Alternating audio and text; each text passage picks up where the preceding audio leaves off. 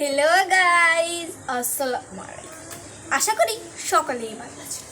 আপনাদের দোয়াতে আমিও ভালো আছি। আজকেও চলে এলাম আরেকটি কবিতা নিয়ে। তা কিন্তু অন্যের কবিতা নয়, আমারই বানানো কবিতা। তাহলে শুনুন। বোনের শাসন। বোন আমার করে অনেক শাসন, শোনায় অনেক ভাষণ, বলে আমায় তা সকল কথা শুনতে শুনতে শুনতে হয়রান হই আমি। এত কড়া কেন মনে মনে ভাবি, কেমন তিনি তা শুধু আমি জানি। যেটা সে বলে সেটা আমি মানি, তাও আমি তার কাছে চাকরানি। মনে মনে ভাবি, তিনি কি আমার আপন? তাহলে কেন করে এত শাসন? তিনি আমায় বলেন, আদর বেশি ভালো নয়, আদর করলে বাদর হয়।